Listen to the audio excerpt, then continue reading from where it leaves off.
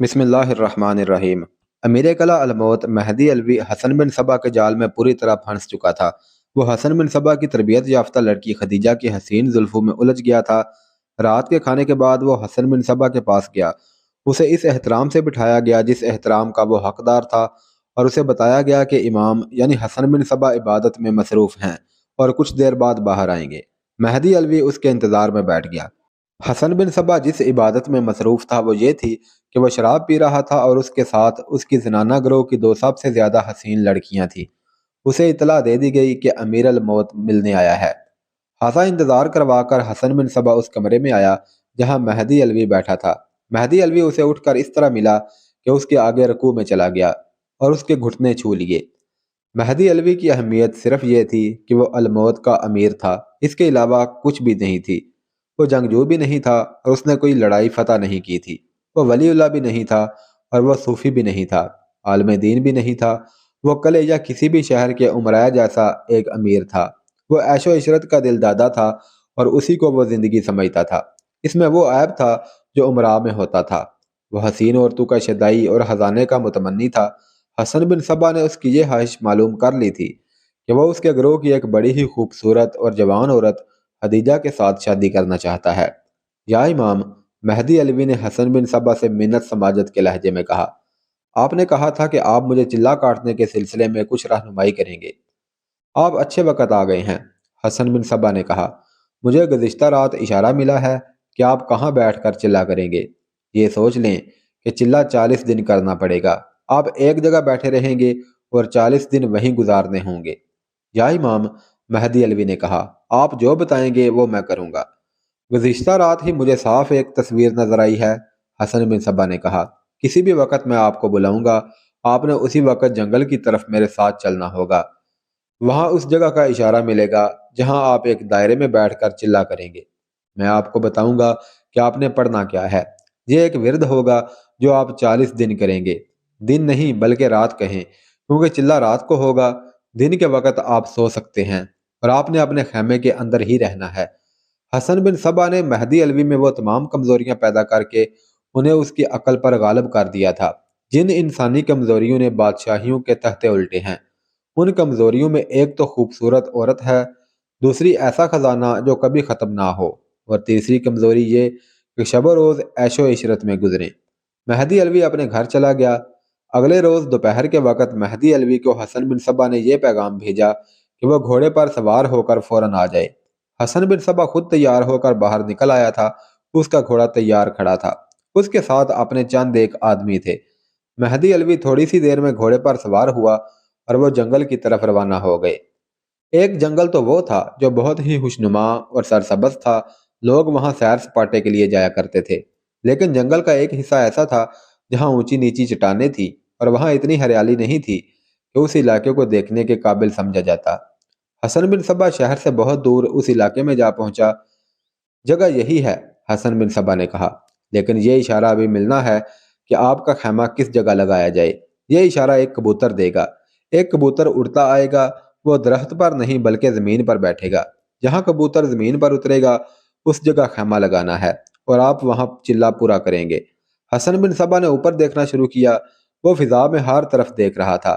مہدی علوی اور دوسرے چند ایک جو آدمی تھے وہ بھی آسمان کی طرف دیکھنے لگے۔ بتا دے اللہ، حسن بن صبا نے آسمان کی طرف منہ کر کے کہا۔ بہت وقت گزر گیا۔ مہدی علوی تو بہت ہی بے چین تھا۔ اسے کوئی بھی پرندہ اڑتا نظر آتا تو وہ کہہ اٹھتا، وہ رہا کبوتر۔ لیکن وہ کبوتر نہیں ہوتا اور وہ جو بھی پرندہ ہوتا آگے نکل جاتا۔ وہ دیکھیے، ایک آدمی نے بلند آواز میں کہا، وہ بلا شک و شبہ کبوتر ہے۔ سب نے دیکھا وہ کبوتر تھا اور وہ دوسرے پرندوں کی طرح سیدھا اڑتا نہیں آ رہا تھا بلکہ زمین پر اترتا آ رہا تھا۔ آخر وہ ایک جگہ زمین پر اترا اور ایک طرف کو چل پڑا۔ حسن بن صبا گھوڑے سے کود کر اترا۔ مہدی علوی بھی گھوڑے سے اترا۔ حسن بن صبا نے اس جگہ پر جا پاؤں رکھا جہاں پر کبوتر اترا تھا۔ یہاں خیمہ لگے گا۔ حسن بن صبا نے مہدی علوی سے کہا، ابھی اپنے آدمی بھیجو جو یہاں سپاہیوں والا خیمہ گاڑ دیں۔ دو مورخوں نے دو مختلف حقائقیں لکھی ہیں کہ حسن بن صبا نے قلعہ الموت پر کس طرح قبضہ کیا تھا، لیکن یہ دونوں حقائقیں قابل اعتماد نہیں لگتی۔ ان مورخوں کا میں بیان یہاں موضوع نہیں سمجھتا۔ تین اور مورخوں نے یہ واقعہ بیان کیا ہے جو بالکل صحیح معلوم ہوتا ہے۔ دھوکہ دہی اور فریب کاری میں حسن بن صبا کو غیر معمولی مہارت حاصل تھی۔ یہ تو پہلے بیان ہو چکا ہے کہ حسن بن صبا اپنے سامنے بیٹھے ہوئے آدمی کو صرف متاثر ہی نہیں بلکہ بولنے کے انداز سے اور الفاظ کے انتخاب سے ہپناٹائز کر لیا کرتا تھا۔ یہ بھی بیان ہو چکا ہے کہ مہدی علوی کے اندر نفسانی خواہشات ابھر آئی تھی جو حسن بن صبا نے خاص طور پر ابھاری تھی۔ قرآن پاک میں واضح الفاظ میں اللہ تبارک و تعالیٰ کا ارشاد ہے کہ جو بھی مصیبت میرے بندو پر آتی ہے وہ بندو کے اپنے اعمال کی وجہ سے آتی ہے۔ مہدی علوی نے اپنے اعمال کو اور اپنی سوچوں کو اپنی نفسانی خواہشات کے تابع کر لیا تھا۔ اب یہ دیکھیں کہ حسن بن صبا نے الموت جیسا قلعہ بند شہر مہدی علوی سے کس طرح خون کا ایک قطرہ بھی بہائے بغیر لے لیا۔ آہستہ آہستہ یہ خبر شہر میں پھیل گئی کہ امیر الموت تارک الدنیا ہو گیا ہے، اور اس نے جنگل کے ویران اور اجاڑ حصے میں جا خیمہ لگایا اور وہاں اللہ اللہ کرتا رہتا ہے۔ اس طرف کسی کو جانے کی اجازت نہیں تھی۔ خیمے سے دور دور 2-3 آدمی گھومتے رہتے تھے جو کسی بھی آدمی کو اس طرف جانے نہیں دیتے تھے۔ خیمے کے اندر مہدی علوی کا بستر تھا جو فرش پر بچھایا گیا تھا، اور جہاں کبوتر زمین پر اترا تھا اس جگہ ایک مصلی بچھا دیا گیا تھا۔ مہدی علوی سورج غروب ہونے کے کچھ دیر بعد قبلہ رو ہو کر بیٹھ جاتا اور ان الفاظ کا ورد شروع کر دیتا تھا جو اسے حسن بن صبا نے بتائے تھے۔ تاریخ میں وہ الفاظ یا وہ وظیفہ نہیں ملتا جو حسن بن صبا نے مہدی علوی کو بتایا تھا۔ حسن بن صبا نے اسے سختی سے کہا تھا کہ پہلے 2 دن اور 2 راتیں وہ صرف پانی پی سکتا ہے لیکن کچھ کھا نہیں سکتا۔ اس نے مہدی علوی کو کہا تھا کہ وہ اپنی ذات کو اور اپنی ضروریات کو بالکل بھول جائے، اور اگر وہ 2 دن کچھ کھائے بغیر گزار گیا تو جنگل کے درخت بھی اس کے آگے سجدہ کریں گے، اور جنگل میں جاتے اگر شیر بھی اس کے سامنے آ جائے گا تو اسے راستہ دے دے گا۔ تیسرے روز میں خود یہاں آؤں گا، حسن بن صبا نے اسے کہا تھا۔ کچھ دیر اس مسلح پر بیٹھوں گا اور کشف کے ذریعے مراقبے میں جا کر بتاؤں گا کہ یہ چلہ آپ کو کیا کچھ دے گا۔ اسے یہ بھی بتایا گیا تھا کہ ایک آدمی اس کے خیمے کے باہر حاضری میں موجود رہے گا جو اسے پانی پلاتا رہے گا۔ مہدی علوی کو بتانے والا کوئی نہ تھا کہ وہ کبوتر جو اڑتا آیا اور زمین پر بیٹھ گیا تھا وہ خود نہیں آیا تھا۔ اس جگہ کے قریب ہی ایک چٹان تھی۔ حسن بن صبا کا ایک آدمی کبوتر لے کر بہت پہلے اس چٹان کے پیچھے چلا گیا تھا۔ اس نے کبوتر کے پر کھینچ لیے اور اسے لمبی اڑان کے قابل چھوڑا ہی نہیں تھا۔ حسن بن صبا مہدی علوی کو ساتھ لے کر وہاں گیا تو ادھر سے اس آدمی کو ایک محسوس اشارہ ملا۔ اس نے چٹان کے پیچھے سے کبوتر کو زور سے اوپر پھینکا۔ کبوتر زیادہ اڑنے کے قابل نہیں تھا، وہ جتنا اڑ سکا اڑا اور زمین کی طرف آنے لگا، حتیٰ کہ وہ اس جگہ زمین پر اتر آیا۔ حسن بن صبا فوراً اس جگہ پہنچا اور جہاں کبوتر اترا تھا وہاں پاؤں رکھ دیا۔ مہدی علوی کی توجہ حسن بن صبا کی طرف تھی۔ اس کی عقل پر حسن بن صبا نے پردہ ڈال دیا تھا۔ وہ کچھ دیکھ ہی نہ سکا کہ کبوتر کہاں چلا گیا ہے۔ کبوتر اڑنے کی بجائے چل پڑا تھا اور چلتے چلتے دور نکل گیا تھا۔ مہدی علوی کے خیمے سے تھوڑے سے فاصلے پر ایک اور خیمہ نصب کیا گیا تھا۔ اس میں ایک آدمی رہتا تھا۔ اس نے پانی کا ذخیرہ اپنے پاس رکھ لیا تھا اور اپنے کھانے پینے کا انتظام بھی اس نے وہیں کر لیا تھا۔ اس شخص نے مہدی علوی کی دیکھ بھال اور خدمت کرنی تھی۔ دن کے وقت جب بھی مہدی علوی اس سے پانی مانگتا وہ اسے پانی پلا دیتا۔ شام کے بعد جب مہدی علوی مسلح پر ورد شروع کرتا تو حسن بن صبا کا یہ آدمی اسے پانی ضرور پلاتا تھا۔ اس پانی میں تھوڑی سی مقدار میں حشیش ڈال دی جاتی تھی۔ حسن بن صبا نے اپنے اس آدمی سے کہہ رکھا تھا کہ وہ دوسرے تیسرے روز حشیش کی مقدار میں اضافہ کرتا جائے۔ یہ تو ایک نشہ تھا جو مہدی علوی کو دھوکے میں آہستہ آہستہ پلایا جا رہا تھا۔ دوسرا نشہ حسن بن صبا نے اس پر پہلے ہی طاری کر رکھا تھا۔ اس نشے میں بھی اس نے آہستہ آہستہ اضافہ کرنا تھا۔ 2 دن گزر گئے تو حسن بن صبا نے اسے کہا تھا کہ اب وہ اونٹنی کا دودھ پی سکتا ہے لیکن کچھ کھا نہیں سکتا۔ مہدی علوی کو یہ اجازت تھی کہ دن کے وقت وہ قریبی ندی میں جا کر نہا سکتا ہے اور دیگر قدرتی حاجات سے فراغت حاصل کر سکتا ہے۔ چلے کا 7واں دن تھا۔ حسن بن صبا نے اسے پیغام بھیجا کہ آج رات تقریباً نصف شب قریب سے اسے الو کی آواز آئے گی۔ وہ اس آواز پر مسلح سے اٹھے اور مسلح کے نیچے عین درمیان سے زمین کھودے۔ حسن بن صبا نے پیغام میں کہا تھا کہ اسے معلوم نہیں کہ زمین میں سے کیا برآمد ہوگا۔ وہ اللہ کی طرف سے کوئی تحریری پیغام بھی ہو سکتا ہے اور کوئی اور چیز بھی ہو سکتی ہے۔ وہ جو کچھ بھی برآمد ہو نکال کر اس جگہ مٹی ڈال دے۔ یہ خیال رکھے کہ ارد گرد زیادہ زمین نہ کھودے۔ رات آدھی گزر گئی تھی۔ مہدی علوی مسلح پر بیٹھا چلا کر رہا تھا۔ اسے الو کی آواز سنائی دی جو قریب ہی سے آئی تھی۔ مہدی علوی فوراً اٹھا۔ اس کے لیے جو خاص آدمی چھوڑا گیا تھا وہ بھی الو کی آواز سن کر دوڑا آیا۔ اسے بھی بتا دیا گیا تھا کہ آج رات کیا ہونے والا ہے۔ مہدی علوی نے فوراً مسلح ہٹایا، خادم نے آ کر مصلی کے درمیان کی جگہ سے زمین تھوڑی سی کھودی اور ہاتھ ڈالا تو اسے کوئی چیز محسوس ہوئی۔ اس نے مہدی علوی سے کہا کہ وہ خود یہ چیز نکالے، کہیں ایسا نہ ہو کہ اس کا یعنی خادم کا ناپاک ہاتھ لگ جائے تو غیب سے آئی ہوئی یہ چیز غیب کو ہی واپس چلی جائے۔ مہدی علوی نے چھوٹے سے اس گڑھے میں ہاتھ ڈالا تو اس کے ہاتھ ایک چیز آئی جو اس نے باہر نکال لی۔ مشعل کی روشنی میں یہ چیز چمکی تو مہدی علوی پر کوئی اور ہی تاثر پیدا ہو گیا۔ وہ جانتا تھا کہ یہ کیا ہے۔ یہ سونے کا ایک چوکور ٹکڑا تھا۔ مہدی علوی نے اس ٹکڑے کو ہتھیلی پر رکھ کر اس کے وزن کا اندازہ کیا۔ یہ ایک پاؤ سے کچھ زیادہ وزنی تھا۔ اس نے گڑھے میں پھر ہاتھ ڈالا تو ایسے ہی 2 ٹکڑے اور نکلے۔ حسن بن صبا کی ہدایت کے مطابق گڑھا اس سے گہرا چوڑا نہیں کھودنا تھا۔ اس زمانے میں ان ٹکڑوں کو سونے کی اینٹیں کہا جاتا تھا۔ حسن بن صبا کی ہدایات کے مطابق یہ گڑھا بھر دیا گیا اور اس پر پھر مہدی علوی نے مصلی بچھا لیا اور خادم سے کہا کہ وہ علل صبح یہ تینوں ٹکڑے امام کی خدمت میں پیش کر دے۔ مہدی علوی کی ذہنی حالت کچھ اور ہو گئی تھی۔ وہ یوں مسرت و شادمانی محسوس کر رہا تھا جیسے وہ اس حسین اور دل نشین پگ ڈنڈی پر جا رہا ہو جو ذرا ہی آگے جا کر جنت میں جا نکلے گی اور اسے اسی دنیا میں ابدی زندگی حاصل ہو جائے گی۔ فردوس بری سے نکالے ہوئے آدم کو ابلیس جنت ارضی میں داخل کر رہا تھا۔ اس جنت کی کوئی حقیقت نہیں تھی۔ اگر کچھ حقیقت تھی تو وہ تصوراتی تھی۔ انسان جب نفسانی خواہشات کے چنگل میں آ جاتا ہے تو اس کے تصورات اس قدر دل فریب ہو جاتے ہیں کہ وہ حقیقی زندگی سے ناطا توڑ کر تصوراتی دنیا کو حقیقی سمجھنے لگتا ہے۔ یہ کیفیت مہدی علوی پر طاری ہو چکی تھی۔ اسے یہ بتانے والا کوئی نہ تھا کہ رات کو جو الو بولا تھا وہ الو نہیں بلکہ اس کا خادم تھا جس نے خیمے سے ذرا پرے جا کر الو کی آواز نکالی تھی اور یوں دوڑ آیا تھا جیسے الو کی آواز پر اس کی آنکھ کھلی ہو اور وہ مہدی علوی کے پاس پہنچ گیا ہو۔ اس وقت اس علاقے میں کوئی الو نہیں تھا۔ اگر کوئی الو تھا تو وہ مہدی علوی تھا۔ مہدی علوی کو یہ بھی معلوم نہیں تھا کہ سونے کے یہ ٹکڑے غیب سے نہیں آئے تھے بلکہ یہ حسن بن صبا کی طرف سے آئے تھے۔ صبح جب مہدی علوی ندی پر گیا تھا اس وقت خادم نے مصلی کے نیچے چھوٹا سا گڑھا کھودا اور سونے کے یہ 3 ٹکڑے رکھ کر اوپر مٹی ڈال دی تھی اور پھر اس پر مصلی بچھا دیا تھا۔ خادم کو معلوم تھا کہ مہدی علوی کو یہ شک نہیں ہوگا کہ یہاں پہلے ہی گڑھا کھودا گیا تھا کیونکہ خادم نے ہی آ کر اس گڑھے کو کھودنا تھا۔ دھوکہ دہی کا یہ کام مشکل نہ تھا۔ اگلی صبح مہدی علوی کا خادم جو حسن بن صبا کا خاص آدمی تھا سونے کے ٹکڑے لے کر شہر آیا اور حسن بن صبا سے ملا۔ لو امام، اس نے کہا، یہ کام بھی ہو گیا ہے، یہ لے اپنے سونے کی اینٹیں۔ حسن بن صبا کے ہونٹوں پر مسکراہٹ آ گئی۔ اس شخص کا چلہ کامیاب رہے گا۔ حسن بن صبا نے ہلکی سی ہنسی سے کہا، وہ چلہ کشی ختم کرے گا تو اس کا یہ شہر الموت ہمارا ہوگا۔ تم جاؤ اس کے پاس چلے جاؤ اور کل سے اگلا عمل شروع کر دینا۔ الموت شہر میں ایک بڑی مسجد تھی۔ شہر کے لوگ جمعہ اور عیدین کی نماز مسجد میں پڑھا کرتے تھے۔ اس مسجد کا خطیب ایک عالم دین امام شامی تھا۔ تاریخ میں اس کا پورا نام نہیں ملتا سوائے اس کے کہ وہ دور دور تک امام شامی کے نام سے مشہور ہو گیا تھا۔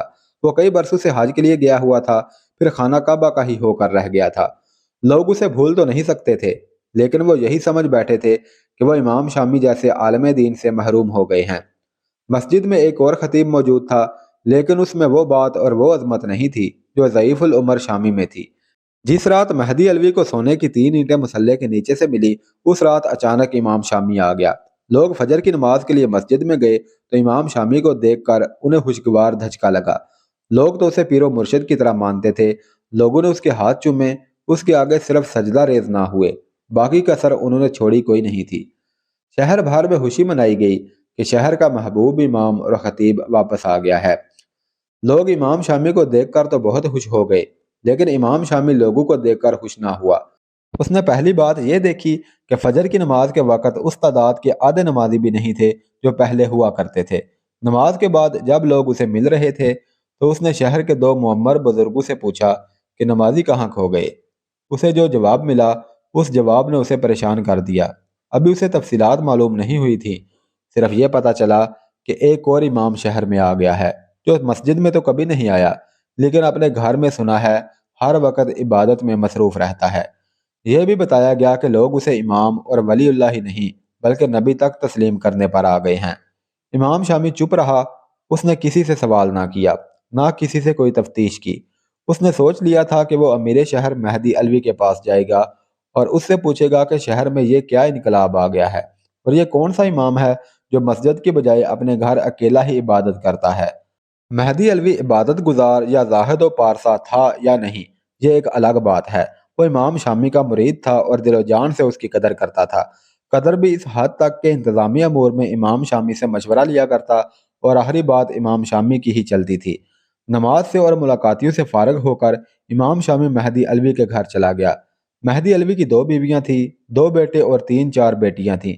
یہ اولاد ابھی لڑکپن میں اور کچھ بچپن میں تھی، ان میں کوئی بھی جوان نہیں تھا۔ اس گھر میں امام شامی کی بڑی قدر و منزلت تھی۔ اسے دیکھ کر مہدی علوی کی دونوں بیویاں دوڑی آئیں اور اس کے آگے جھک کر سلام کیا۔ اس نے پوچھا کہ امیر شہر کہا گیا ہے؟ جواب میں دونوں بیویاں خاموش رہیں اور ان کے چہروں پر اداسی کا تاثر آ گیا۔ کیوں؟ امام شامی نے پوچھا۔ کیا بات ہے؟ بیویوں نے امام شامی کو اندر بٹھایا اور وہیں بیٹھ گئیں۔ امیر شہر تارک کو دنیا ہو کر جنگل میں چلہ کشی کر رہے ہیں، بڑی بیوی نے کہا۔ 7 روز گزر گئے ہیں، سنا ہے 40 روز پورے کرنے پڑیں گے۔ اس راستے پر اسے کس نے ڈالا ہے؟ امام شامی نے پوچھا۔ شہر میں ایک امام آیا بیٹھا ہے، بڑی بیوی نے کہا۔ لوگ اس کے مرید ہوتے چلے جا رہے ہیں۔ اس کے ساتھ چند ایک اتنی حسین اور نوجوان لڑکیاں ہیں جنہیں دیکھ کر کوئی کہہ نہیں سکتا کہ یہ اس زمین کی پیداوار ہیں، وہ جنت کی حوریں لگتی ہیں۔ پر محترم امام، چھوٹی بیوی نے کہا، ہمارے امیر شہر بھی اس کے مرید ہو گئے ہیں۔ یہ کوئی راز کی بات نہیں کہ ان پر ان حوروں جیسی لڑکیوں کا جادو چل گیا ہے۔ گھر میں انہوں نے ایسی باتیں کی ہیں جن سے ظاہر ہوتا ہے کہ وہ تو خدا کو بھی بھول گئے ہیں اور اس نئے امام کو اپنا امام نہیں بلکہ پیغمبر تسلیم کر لیا ہے، جس کا نام حسن بن صبا ہے۔ اسی امام نے امیر شہر کو چلہ کشی کے راستے پر ڈالا ہے۔ حسن بن صبا؟ امام شامی نے چونک کر کہا۔ وہ یہاں پہنچ گیا ہے؟ اس کی شہرت تو وہاں خانہ خدا تک پہنچ چکی ہے۔ اس شخص کا نام مدینہ میں سنا تھا، لیکن سنانے والے نے یہ نہیں کہا تھا کہ یہ شخص کوئی برگزیدہ شخصیت ہے، بلکہ اس نے کہا تھا کہ ابلیس ایک بار پھر دنیا میں انسان کے روپ میں آ گیا ہے۔ ایک آدمی ایسا بھی ملا تھا جس نے حسن بن صبا کو برگزیدہ شخصیت کہا تھا۔ میں یہ دیکھتا ہوں کہ جس آدمی نے مہدی علوی جیسے دانشمند آدمی کو چلہ کشی پر لگا دیا ہے وہ اللہ کا برگزیدہ بندہ نہیں ہو سکتا۔ اسلام نے عبادت کا حکم دیا ہے، چلہ کشی کا نہیں۔ چلہ کشی دنیاوی مقصد اور اپنی دنیاوی خواہشات کی تکمیل کے لیے کی جاتی ہے۔ امیر شہر عقل مند یا پرہیزگار تھے یا نہیں؟ بڑی بیوی نے کہا۔ حسن بن صبا نے انہیں چلہ کشی جیسی گمراہی میں ڈال دیا ہے؟ نہیں، امام شامی نے کہا۔ انہیں حسن بن صبا نے نہیں بلکہ اپنے نفس نے اس گمراہی میں ڈالا ہے۔ انسان جب اپنی خواہشات کا غلام ہو جاتا ہے تو وہ ایسے ہی جھوٹے سہارے تلاش کرتا ہے۔ بہرحال میں وہاں جاؤں گا اور امیر شہر کو واپس لانے کی کوشش کروں گا۔ آپ وہاں نہ جائیں، بڑی بیوی نے کہا۔ وہاں پہرے لگے ہوئے ہیں۔ امیر شہر نے بھی حکم جاری کیا ہے کہ کوئی بھی اس علاقے کی طرف نہ جائے جہاں چلہ کشی کر رہے ہیں۔ اس حکم میں یہ بھی کہا گیا ہے کہ کوئی آدمی ادھر جاتا دیکھا گیا تو اسے دور سے تیر مار دیا جائے گا۔ امیر شہر گھر میں 1-2 خوبصورت اور نوجوان لڑکیاں لانا چاہتے ہیں، چھوٹی بیوی نے کہا۔ یہ تو کوئی معیوب بات نہیں، وہ 2 بیویاں اور لا سکتے ہیں اور ہم دونوں ان کا استقبال کریں گی۔ لیکن امیر شہر اس نئے امام کے فریب میں آ گئے ہیں۔ کیا امیر شہر کے لیے خوبصورت اور نوجوان لڑکیوں کی کمی ہے؟ اس دور میں 1 سے زیادہ بیویاں رکھنا معیوب نہیں سمجھا جاتا تھا۔ امراء کے گھروں میں 2-2، 3-3 اور بعض کے یہاں 4-4 بیویاں بھی ہوتی تھیں۔ چونکہ یہ ایک رواج تھا، اس لیے بیویاں آپس میں لڑتی نہیں تھیں، نہ ان میں سوکنوں والی رقابت ہوتی تھی۔ یہاں تک بھی ہوتا تھا کہ کوئی بیوی اپنے طور پر اپنے خاوند کے لیے کوئی خوبصورت لڑکی لے آتی اور اسے اپنے خاوند کے ساتھ بیاہ دیتی تھی۔ محترم امام، بڑی بیوی نے کہا، ہمارے شوہر کو واپس لے آئیں، ہمیں خزانہ نہیں چاہیے، ہمیں اپنے شوہر کی ضرورت ہے۔ میں اس نئے امام حسن بن صبا سے ملوں گا، امام شامی نے کہا۔ پہلے تو یہ دیکھوں گا کہ یہ شخص ہے کیا اور یہ کرتا کیا ہے۔ میں نے یہ دیکھنا ہے کہ اس شخص کے پاس کوئی علم ہے بھی یا نہیں۔